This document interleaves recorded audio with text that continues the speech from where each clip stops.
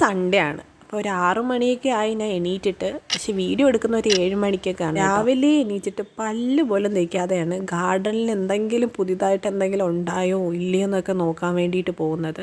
എൻ്റെ റൂമിൻ്റെ തൊട്ടടുത്ത് തന്നെയാണ് കേട്ടോ ബാൽക്കണി. അപ്പോൾ ഒരു ഡോറ് തുറന്ന് അടുത്ത ഡോറ് തുറന്നിട്ടാണ് വെളിയിലോട്ട് ഇറങ്ങുന്നത്. രാവിലെ ഒരു ബെഡ് കോഫിയോ ബെഡ് ചായയൊക്കെ കിട്ടുകയാണെങ്കിൽ അത്രയും നല്ലതായിരിക്കും. അല്ലെങ്കിൽ ഞാൻ തന്നെ പോയി ഇടും. എന്നിട്ട് ഇതിൻ്റെ ഇടയിൽ കൂടെ കയറി പോകുമ്പോഴാണ് ഏറ്റവും കൂടുതൽ ഞാൻ ആസ്വദിക്കുന്ന ഏരിയ ഇതാണ് കേട്ടോ. അപ്പുറത്തും ഇപ്പുറത്തൊക്കെ കുറച്ച് ചെടികളൊക്കെ വെച്ചിട്ടുണ്ടെങ്കിലും റോസുകളൊന്നും പൂ പിടിക്കാറായിട്ടില്ല. ചെറിയ ചെറിയ പ്രൂണിങ് ഒക്കെ നടത്തിയിട്ട് വെച്ചിരിക്കുകയാണ്. കൂടുതലും പൂ പിടിച്ച് നിൽക്കുന്ന ഈ ഒരു കൊങ്ങണി ചെടിയിലാണ് കൂടുതലും പൂക്കൾ പിടിച്ച് നിൽക്കുന്നത്. അപ്പോൾ റോസൊക്കെ എന്ന് പറയുന്നത് പൂ പിടിക്കാറായിട്ടതേ ഉള്ളൂ. അപ്പോൾ ഇന്നലെ എന്ന് പറയുന്നത് നല്ല മഴയായിരുന്നു. അപ്പോൾ മഴയത്ത് നമ്മുടെ ചെടിച്ചട്ടിയിലുള്ള എല്ലാ വളങ്ങളും അങ്ങ് ഒലിച്ചു പോകുമല്ലോ. അപ്പോൾ വീണ്ടും ഒരു വളപ്രയോഗം നടത്താമെന്ന് വെച്ചു. ഒരു ചെറിയൊരു വളപ്രയോഗം മാത്രമല്ല, ഒരു റീപോട്ടിങ് കൂടെ നടത്താം. നമ്മുടെ ഈ മരമുല്ല അല്ലെങ്കിൽ മുരായ എന്നൊക്കെ പറയുന്ന ട്രീ ഉണ്ടല്ലോ, അതിനെ ചെടിച്ചട്ടിയിലോട്ട് മാറ്റുമ്പോൾ നല്ല ബുഷായിട്ട് ബോൺസായി ആയിട്ടൊക്കെ നിൽക്കുന്നതായിട്ട് കണ്ടിട്ടുണ്ട്. അപ്പോൾ അതിനെ ഒന്ന് റീപ്ലാന്റ് ചെയ്യണം. ഇത് കണ്ടില്ല, അന്ന് റീപോട്ട് ചെയ്തിട്ടുള്ള ZZ പ്ലാന്റ് ആണ് കേട്ടോ. നല്ല രീതിയിൽ കിളിർത്തിട്ടുണ്ട്. ഇത് ബട്ടർഫ്ലൈ റോസാണ്. അപ്പോൾ അതൊക്കെ നല്ല രീതിയിൽ കിളിർത്തിട്ടുണ്ട്. ഒരു മഴ പെയ്ത് കഴിഞ്ഞാൽ പിന്നെ നല്ല കിളിർപ്പ്. എലിസബത്ത് റോസാണ് കേട്ടോ. രണ്ടാമത് പൂക്കളിടാൻ വേണ്ടിയിട്ടുള്ള ഒരു തയ്യാറെടുപ്പിലാണ്. നേരത്തെ പൂക്കളൊക്കെ പിടിച്ച് അതിനെല്ലാം പ്രൂൺ ചെയ്ത് കളഞ്ഞിട്ട് വീണ്ടും മുട്ടുകളൊക്കെ വരുന്നുണ്ട്. ഇതും ഒരു തരത്തിലുള്ള ഒരു ക്ലൈമ്പിങ് റോസാണെന്നൊക്കെ പറയാം. പക്ഷേ അതിനെ ക്ലൈംബ് ചെയ്ത് പോകുന്നതായിട്ട് ഞാൻ കണ്ടിട്ടില്ല കേട്ടോ.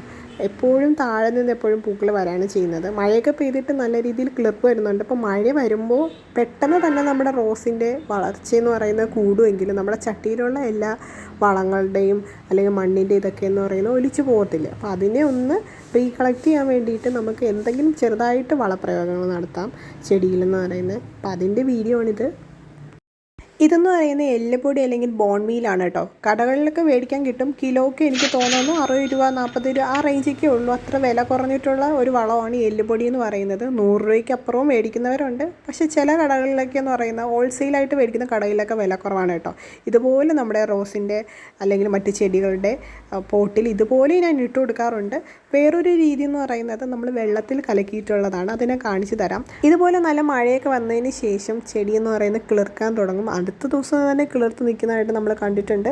അപ്പോൾ അത് കഴിഞ്ഞിട്ടൊരു ചെറിയ വളപ്രയോഗം എന്ന് പറയുന്ന ചെടിയെ പെട്ടെന്ന് വളരാൻ വേണ്ടി ഹെൽപ്പ് ചെയ്യും. മാത്രമല്ല നമ്മുടെ ചെടി മഴ നനഞ്ഞിട്ട് ആ ഇൻസെക്റ്റൊക്കെ അല്ലെങ്കിൽ പെസ്റ്റൊക്കെ എന്ന് പറയുന്നത് കുറഞ്ഞ് ഇരിക്കുന്ന സമയമാണ്. അപ്പോൾ പെട്ടെന്ന് തന്നെ ചെടിയെ വളർത്തിയെടുക്കുകയാണെങ്കിൽ അത്രയും നല്ലതാണ്. ഇപ്പോൾ പുളിപ്പിക്കാൻ വേണ്ടിയിട്ട് വെള്ളം എടുക്കുകയാണ് കേട്ടോ. അപ്പോൾ 1 ലിറ്റർ വെള്ളം അല്ലെങ്കിൽ 2 ലിറ്റർ വെള്ളത്തിൽ ഒരു 4 സ്പൂൺ എന്നുള്ള അളവിൽ കലക്കി വെച്ചിട്ട് 2 ദിവസം കഴിഞ്ഞ് പുളിപ്പിച്ചിട്ട് നമുക്ക് ചെടികളിലെല്ലാം ഒഴിച്ചു കൊടുക്കാം. അപ്പം മഴ കഴിഞ്ഞ് നിൽക്കുന്ന സമയമുണ്ട്, പെട്ടെന്ന് തന്നെ ചെടികളിൽ പിടിക്കും. കണ്ടിന്യൂസ് ആയിട്ടുള്ള മഴയാണെങ്കിൽ നിങ്ങൾ അപ്ലൈ ചെയ്യേണ്ട കേട്ടോ. വളമെന്ന് പറയുന്നത് ഈ ഇടയ്ക്കിടയ്ക്കുള്ള മഴയത്ത് അപ്ലൈ ചെയ്യുമ്പോഴാണ് ചെടി പെട്ടെന്ന് തഴച്ച് വളരുന്നത്.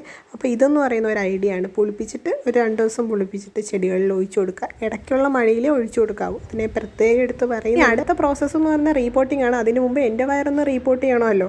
അതുകൊണ്ട് കുറച്ച് ചപ്പാത്തിയും കടലക്കറിയാണെന്ന് വെച്ചത്. അപ്പോൾ അത് കഴിക്കാമെന്ന് വെച്ചു. ഇതാണ് നമ്മുടെ മുരായ അല്ലെങ്കിൽ മണിമുല്ല അല്ലല്ലോ, അതിന് മരമുല്ല എന്നാണ് പറയുന്നത്. അപ്പോൾ അതെന്ന് പറയുന്നത് റീപോർട്ട് ചെയ്യാൻ വേണ്ടിയുള്ള സമയമാണ്. കുറച്ച് പേരൊക്കെ ചാടിയിട്ടുണ്ട്, എന്നാലും മരമുല്ല ആയതുകൊണ്ട് പെട്ടെന്ന് സർവൈവ് ചെയ്യും കേട്ടോ. അപ്പോൾ അത് വെളിയിൽ വേര് വന്നെന്നും പറഞ്ഞിട്ട് അത് പെട്ടെന്ന് നശിച്ചൊന്നും പോകത്തില്ല. ഇതിന് നമുക്ക് മുകളിലോട്ട് കയറ്റണം.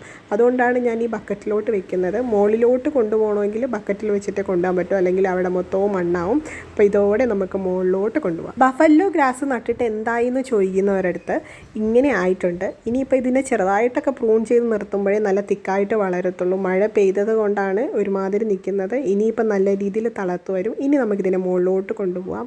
അകത്തൂടെ കൊണ്ടുപോകുമ്പോൾ കുറച്ച് ഇതുപോലെ കൊണ്ടുപോകുന്നതാണ് നല്ലത് കേട്ടോ. അല്ലെങ്കിൽ അവിടെയൊക്കെ മണ്ണ് വീണിട്ട് പിന്നെ അത് അടുത്ത പണിയാവും.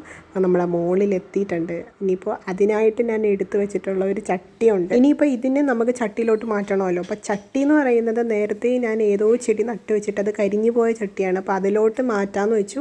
ഒരു 9 മണി 10 മണി സമയത്തൊക്കെ നമ്മുടെ 8 മണി എന്ന് പറയുന്നത് അല്ലെങ്കിൽ 10 മണി എന്ന് പറയുന്നത് നല്ല രീതിയിൽ വിരിഞ്ഞിട്ടുണ്ട്. അപ്പോൾ ഈ ഒരു സമയം എന്ന് പറയുന്നത് നമ്മുടെ ഇതുപോലെയുള്ള 8 മണിയൊക്കെ പിടിക്കാൻ പറ്റിയിട്ടുള്ള സമയമാണ് കേട്ടോ. അതായത് ഫെബ്രുവരി ജാനുവരി മാസമൊക്കെ എന്ന് പറയുന്നത് ഇതിൻ്റേതായിട്ടുള്ള ഒരു പൂക്കളുടെ മാസമാണല്ലോ. അപ്പോൾ നല്ല രീതിയിൽ പിടിക്കാനുള്ള ചാൻസ് കൂടുതലാണ്.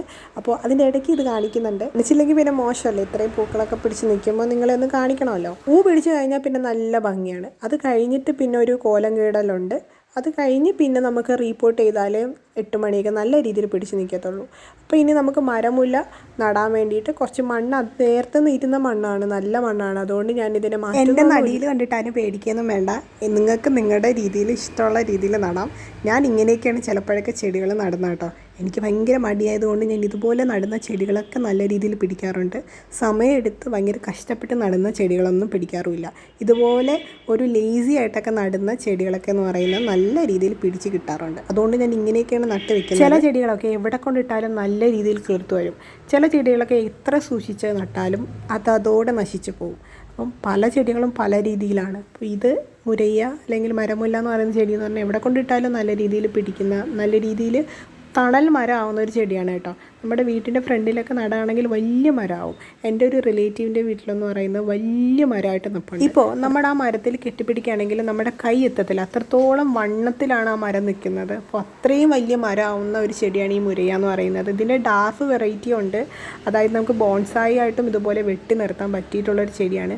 പക്ഷേ പെട്ടെന്ന് പൂക്കൾ തരും കേട്ടോ, എന്നും പൂക്കൾ തരുന്ന ചെടിയാണ്. ഇതിൻ്റെ ചെറിയൊരു കമ്പോ അല്ലെങ്കിൽ ഇതിലൊരു സീഡ് ഉണ്ടാവും, അത് വീണും കിളിർക്കുന്ന കണ്ടിട്ടുണ്ട്. ചില വീട്ടിലൊക്കെ ബോൺസായി ആക്കിയിട്ട് ചട്ടിയിൽ നിർത്തി പൂക്കളൊക്കെ പിടിച്ച് നിൽക്കുന്ന കണ്ടിട്ട് അപ്പോൾ എനിക്കൊരു കൊതി വന്നു, അങ്ങനെ നട്ടതാണ്. ഇന്ന് സ്പെഷ്യലാണ്, ബിരിയാണിയാണ്, സൺഡേ ആയതുകൊണ്ട്. ഇപ്പോൾ ഗാർഡൻ്റെ അടുത്തൊക്കെ വന്നിട്ട് ഇടയ്ക്കൊക്കെ ഞാൻ കഴിക്കാറുണ്ട്. കൂടുതലും ഫോണൊക്കെ യൂസ് ചെയ്തിട്ടാണ് കഴിക്കാറ്, എന്നാലും ഇടയ്ക്കൊക്കെ ഇവിടെ വന്ന് കഴിക്കുന്ന ഒരു സന്തോഷം. അത് കഴിഞ്ഞ് ഇതുപോലെ എന്തെങ്കിലുമൊക്കെ കുടിക്കാറുണ്ട് കേട്ടോ. ആണ്ടിലൊരിക്കൽ കുടിക്കാറുള്ളൂ. ഇതെന്ന് പറയുന്നത് പിണ്ടി ജ്യൂസാണ്. നമ്മുടെ വാഴ കൊലയൊക്കെ വെട്ടി കഴിഞ്ഞിട്ട് നമ്മൾ പിണ്ടി എടുക്കുമല്ലോ, എന്നിട്ട് ജ്യൂസ് അടിച്ചിട്ട് 2 ഐസ് ക്യൂബ് ഇട്ടിട്ട് ഇതുപോലെ കുടിക്കും. നല്ല റീഫ്രഷാണ് കേട്ടോ. പിന്നെ ഒരു വൈകുന്നേരം ഒരു 5 മണി 6 മണി ആവുന്ന സമയത്തൊക്കെ ചെടിച്ചട്ടിയിലൊക്കെ പോയി നോക്കിയിട്ട് മണ്ണ് ഇത്രയും ഡ്രൈ ആണോ എന്നൊക്കെ നോക്കിയിട്ടാണ് ഞാൻ വെള്ളം ഒഴിക്കുന്നത്. ഡ്രൈ അല്ല എങ്കിൽ വെള്ളം ഒഴിക്കത്തില്ല. ഇതുപോലെ പറവറാന്നിരിക്കുകയാണെങ്കിൽ മാത്രമേ വെള്ളം ഒഴിക്കത്തുള്ളൂ. റോസിന് വെയിലെന്ന് പറയുന്നത് അത്യാവശ്യമായിട്ടുള്ള ഒന്നാണ്. അത് 8 മണിക്കൂറൊക്കെ ആണെങ്കിൽ അല്ലെങ്കിൽ 6 മണിക്കൂറൊക്കെ ആണെങ്കിൽ വളരെ നല്ലതാണ്. നല്ല രീതിയിൽ പൂക്കളൊക്കെ ഉണ്ടാവാനൊക്കെ ഹെൽപ്പ് ചെയ്യും. പക്ഷേ ഒരുപാട് വെയിലത്ത് നിൽക്കുമ്പോൾ പെട്ടെന്ന് ചെടിയുടെ പൂക്കൾ വാടിപ്പോകാറുണ്ട്, മുട്ടകൾ കരിഞ്ഞു പോകാറുണ്ട്, ഇലകളൊക്കെ ഒരുമാതിരി ചുരുണ്ടു പോകാറുണ്ട്. അതിനെ ഓവർകം ചെയ്യാൻ വേണ്ടിയിട്ട് ഒരു 10 ലിറ്റർ വെള്ളത്തിൽ 2 ഐസ് ക്യൂബോ അല്ലെങ്കിൽ തണുത്ത വെള്ളമോ അല്ലെങ്കിൽ കുറച്ച് തണുപ്പിച്ച വെള്ളമോ ഇതുപോലെ സ്പ്രേ ചെയ്ത് കൊടുക്കുന്നത് നല്ലതാണ് കേട്ടോ. നല്ല വെയിലത്ത് മാത്രമാണ് ഇതുപോലെ സ്പ്രേ ചെയ്ത് കൊടുക്കുന്നത്. എനിക്ക് ഒരാൾ പറഞ്ഞു തന്നതാണ്, ഞാൻ കുറേ നാളായിട്ട് യൂസ് ചെയ്യുന്നതാണ് ചെടിക്ക്. പക്ഷേ എനിക്ക് നല്ല റിസൾട്ടാണ് കിട്ടിയത് കേട്ടോ. പൂക്കളൊക്കെ കുറേ നാൾ നിൽക്കാറുണ്ട്. ഒരു 7-8 ദിവസമൊക്കെ നമ്മുടെ ചെടിയിൽ പൂക്കൾ നിൽക്കുക എന്ന് പറയുന്നത് നമുക്ക് സന്തോഷമുള്ള കാര്യമാണ്. അപ്പോൾ അതിന് വേണ്ടിയിട്ട് ഇതുപോലെ തണുത്ത വെള്ളം സ്പ്രേ ചെയ്ത് കൊടുക്കുന്നത് ചെടികൾക്ക് ഇഷ്ടമാണ്.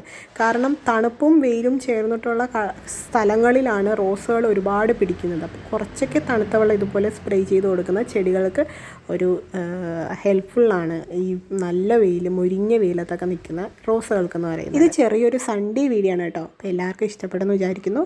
അടുത്ത വീഡിയോ ആയിട്ട് വരുന്നതായിരിക്കും. ടാറ്റാ.